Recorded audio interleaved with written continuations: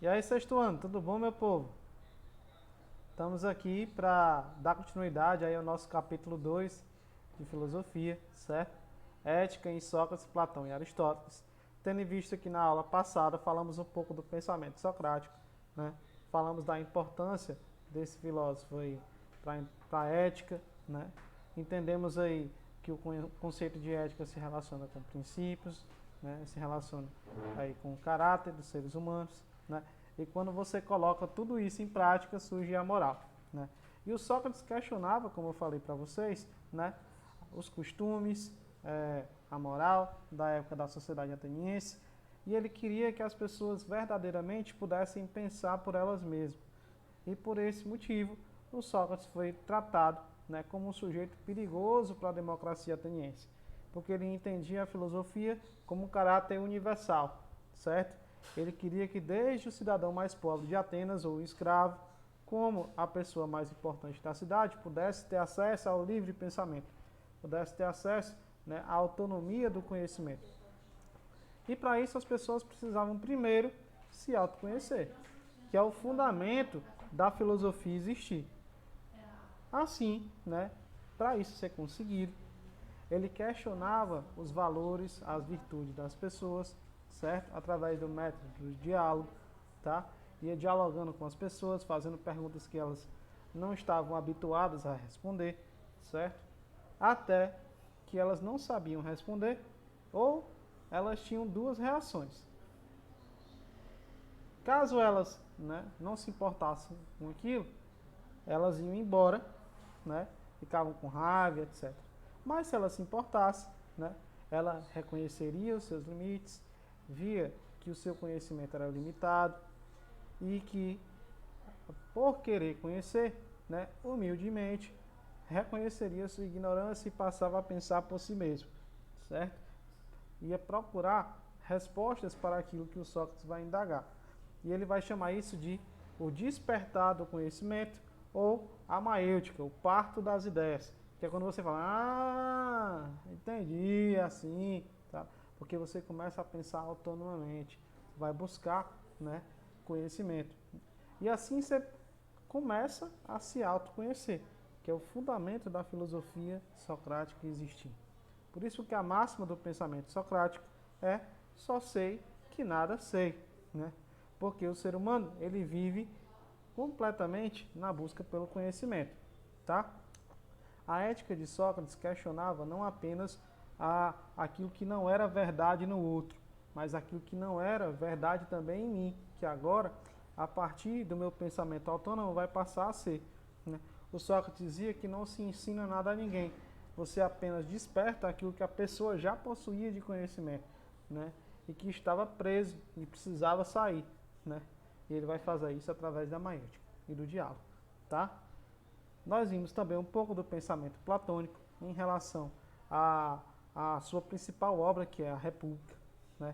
Vimos também como ele vê a sociedade e a questão da ética presente aí nas pessoas, tá? E vamos dar continuidade ao pensamento platônico e também, se der tempo, ver o Aristóteles, tá certo? Vou passar aí, né, meu livrinho digital para a gente ver também a nossa agenda da semana. Anota porque vai ser importante para a nossa aula de resolução de exercício. Pega a agenda de vocês, o caderninho, anota, certo?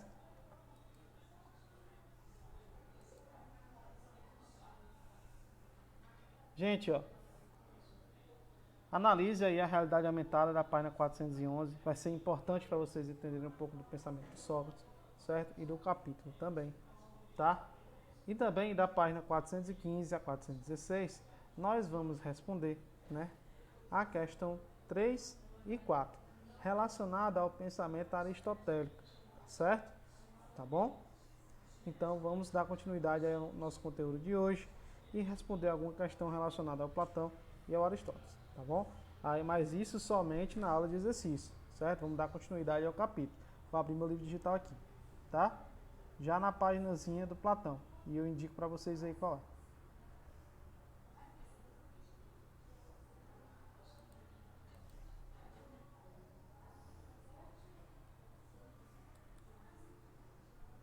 Gente, é na página 412, tá?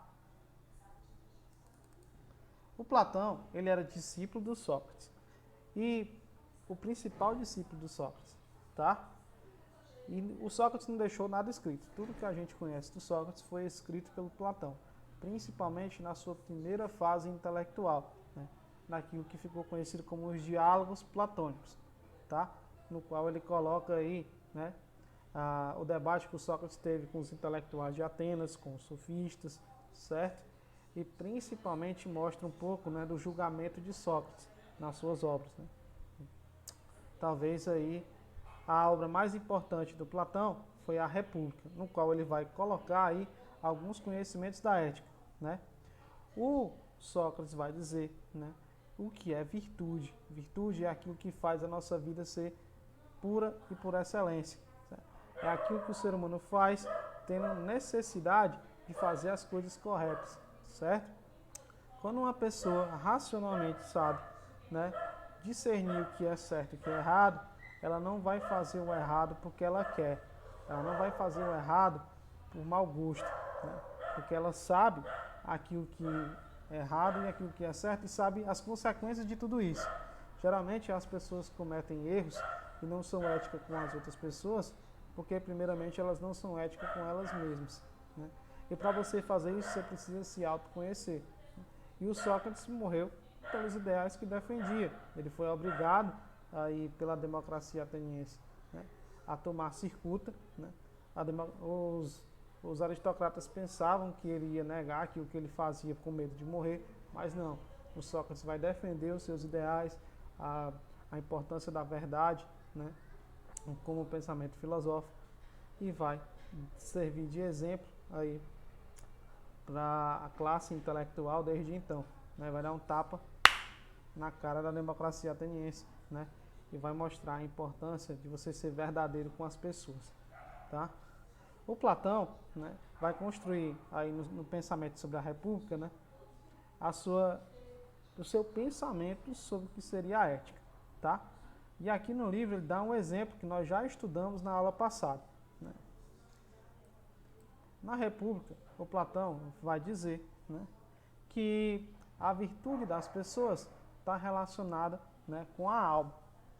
Os gregos chamam a alma de duas formas: a psique, né, que é o que seria a alma mesmo, né, o conhecimento para a gente na alma, né, e a ânima, que é a alma em si, certo? Segundo os filósofos gregos clássicos, o Platão e o Sócrates, eles acreditavam que a alma possuía conhecimento, né? Porque a ideia que eles possuem de alma é diferente, né, da noção cristã do que seria a alma, até porque o cristianismo ainda não existia, né? E segundo eles, né, a alma das pessoas ela guarda um conhecimento, né? E esse conhecimento que é guardado pela alma é chamado de reminiscência, tá? E cada classe social possui um tipo de alma no qual esse conhecimento ele é guardado, certo? O Platão vai dizer que a alma, né, que as pessoas que têm a alma presente na cabeça, né, essas pessoas são chamadas, né, esse tipo de alma é chamado de alma racional, certo? E geralmente essas pessoas são representadas, né, pela classe dos filósofos, a classe dos intelectuais e a classe dos governantes, né, que tem como uma das principais virtudes a sabedoria, a prudência de saber discernir o que é certo e o que é errado e de tomar decisões, tá? E existem pessoas, um outro grupo de pessoas que tem a alma relacionada ao peito, certo? Esse tipo de alma é chamado de alma irracível, que é representada pela classe dos guerreiros, pela classe aí dos protetores da cidade, né, se a gente puder dizer assim, do exército, né? E são as classes que têm uma característica, né, dentro da sua alma de mais impulso, né, de coragem, de força e etc. Certo? E segundo ele, havia uma outra classe social que tinha um outro tipo de alma e que o conhecimento dessa alma estava presente, né, no ventre delas, né, que é justamente a classe dos trabalhadores, né, sejam eles rurais ou urbanos, né, que é representado pela classe dos artesãos, dos comerciantes, dos agricultores, certo? Em que as virtudes que estão presentes na alma deles são a temperança, a moderação, né? A obediência às leis, né? E que, segundo Platão, nesse regime que seria aristocrático, né? De forma política, cada pessoa deveria realizar a função no qual, né, era lhe cabível, independente da classe social, para que a cidade-estado pudesse viver em harmonia.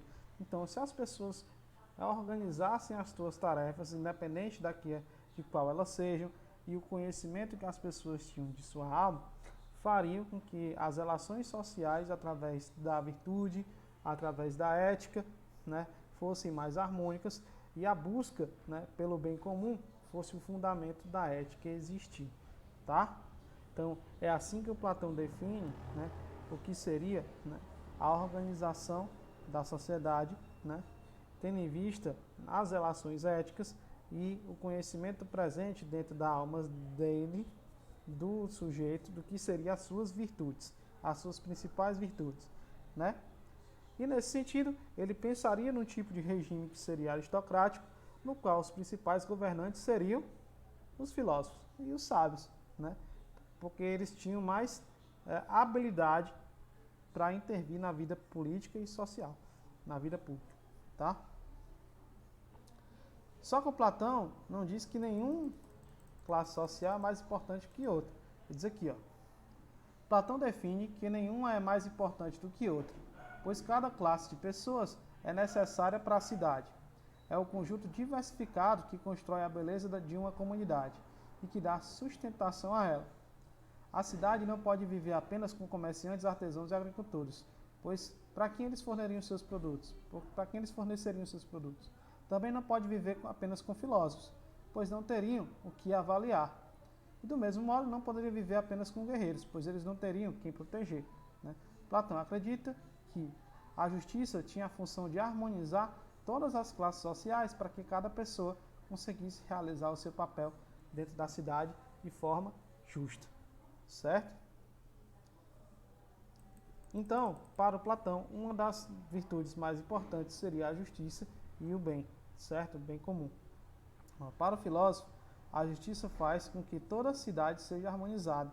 A sua função é fazer com que todos os indivíduos tenham noção, né, de que precisam cumprir as suas obrigações e buscar aquilo que é mais importante para todos os cidadãos, o bem. Ó, grifa essa parte aqui, que é importantíssimo.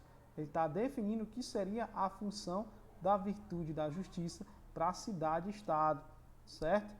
E também a função que cada cidadão deveria ter eticamente para com você e para com os outros, na busca do quê? Do bem, tá?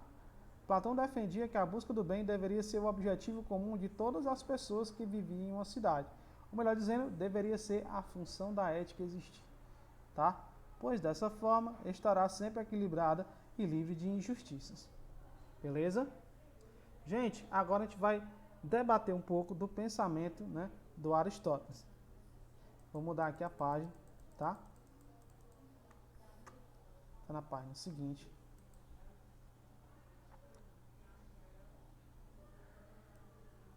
Está na página 414, lá no comecinho, tá? Aristóteles e a ética. O termo ética, como nós conhecemos e como nós debatemos no primeiro capítulo, certo? Ele foi teorizado pelo Aristóteles, que era o principal discípulo de Platão e o maior filósofo da Grécia clássica, da Grécia antiga, tá? Porque ele vai criar importantes pensamentos na lógica, na metafísica, tá? Que nós vamos ver posteriormente, tá? Na ética e em vários outros tipos de conhecimento. Hoje, na política, tá bom? Hoje a gente vai falar especificamente da ética, né? Aristóteles criou um modo totalmente novo de compreender e explicar as relações entre as pessoas. Para ele, o propósito das vidas das pessoas é encontrar felicidade. Opa, grifa aí. Essa é a função da ética existir segundo o Aristóteles, tá? A felicidade. Como é que isso ocorre? Gente, segundo o Aristóteles, a função da ética é fazer com que a nossa vida seja melhor. Se para a minha vida ser melhor, eu não posso fazer isso sozinho. Como eu vivo em sociedade, para a minha vida melhorar, a do outro também precisa melhorar, certo? Na ética não pode ter egoísmos, né? Porque isso seria um vício, né? Seria algo que estava para além das virtudes, né? Segundo o Aristóteles, né, a ética precisaria de um equilíbrio, né, entre o que seria falta e o que seria excesso. Segundo ele, tudo aquilo que é falta e aquilo que é excesso, né, torna-se um vício. É aquela velha frase, né, que tudo demais é veneno, né? Vamos partir aí da noção do que seria prudência e equilíbrio no pensamento ético do Aristóteles, tá? Quando uma pessoa é totalmente boa, né, e ela é assim o tempo inteiro, né, ela é generosa, etc., as pessoas tratam aquela pessoa, né, de forma inocente, de forma ingênua, né, e às vezes enganam esse tipo de pessoa, né, porque ele possui uma virtude, mas essa virtude é um excesso, né, e esse excesso, né, faz com que as pessoas enganem, né? Mesmo a bondade excessiva sendo uma virtude, tá? E ela pode se tornar, nesse sentido, para o Aristóteles, um vício. O que é que vai acontecer?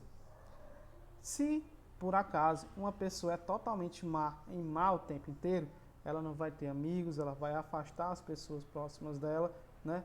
E ela vai acabar sozinha quando ela precisar de alguém, né?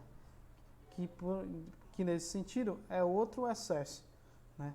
É o excesso, né, totalmente aí da maldade, talvez até inclusive da indiferença, né? Mas para você ter virtude, segundo Aristóteles, é necessário que você tenha um equilíbrio, né, entre aquilo que é falta e aquilo que é excesso, uma mediana, certo? Porque assim, prudentemente, você vai saber discernir o que é certo e o que é errado em cada situação, certo? Então, virtude é tudo aquilo que faz a sua vida ser excelente, ser perfeita. Para isso, também ser melhor, né? E por isso, você precisa tratar, né, tudo de forma equilibrada. Mente sã, corpo sã, né? Corpo são, né? É importante tudo isso, né, nós debatemos. Então, para existir felicidade, segundo Aristóteles, certo? As pessoas precisariam aprender, né, a viver em sociedade, não apenas, né, para elas, mas para que a sociedade também fosse melhor, assim a qualidade de vida da pessoa melhoraria e a do outro, né, também. Nesse sentido, isso se refletiria, né, em a sua vida ser melhor com o passar do tempo, na felicidade, certo? Que segundo Aristóteles é a função da ética existir, tá? Mas isso só ocorreria se as pessoas fizessem o seu papel, né? E se as pessoas colocassem em prática, né, aquilo que elas têm de bom e aquilo que elas têm de racional. E se elas fossem verdadeiras com ela e com as outras pessoas, tá?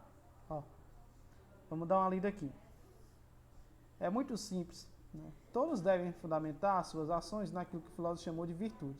Com essa teoria, podemos compreender que a felicidade e virtude estão muito próximas, estão muito unidas, né?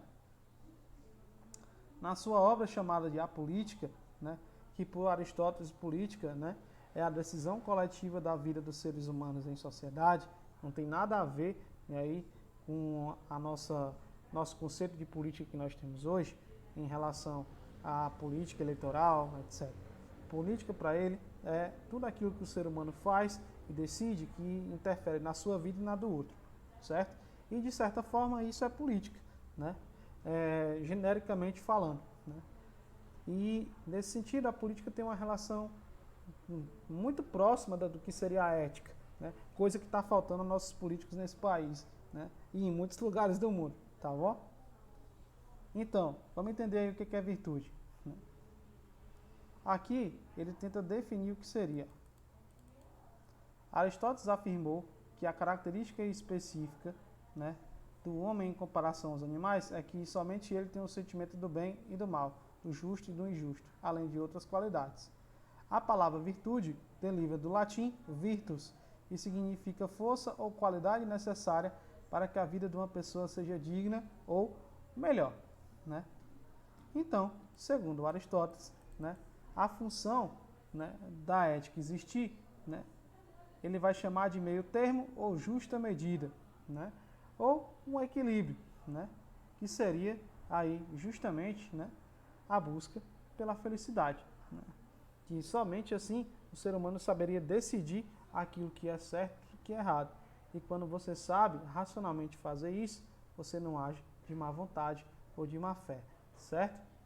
Diz aqui, ó, para Aristóteles, o propósito da ética é encontrar a felicidade. Grife isso aqui porque isso é a definição, ó, tá? Considerado por ele o bem supremo, o maior bem entre todos os bens. No entanto, isso é possível se a pessoa escolher ser virtuosa, né? Essa escolha é o meio termo entre duas situações, né? Primeiro, em relação à indiferença, que eu falei, né? A frieza, no que trata as outras pessoas. Segundo, né? Em ser atencioso para com elas, tá? Outra ideia defendida por Aristóteles é de que o ser humano é feliz quando vive uma vida motivada pela intelectualidade, pela inteligência, né? A felicidade não é apenas um prazer que acaba, né? Segundo ele, é algo que permanece, né? Quando a sua vida é por excelência a busca aí pelo seu conhecimento e principalmente pelo bem ao próximo, certo? Pelo amor ao próximo. Então, gente, eu espero que vocês tenham gostado da nossa aulinha de hoje, tá? Continue acompanhando o canal do CPM no YouTube, né? Olhem a Agenda Edu, porque lá tem as diretrizes da semana, certo? O calendário de postagens, né? É importante olhar e não deixe de responder os exercícios e também, né, as atividades do Portal SAI. Um grande abraço e até a próxima.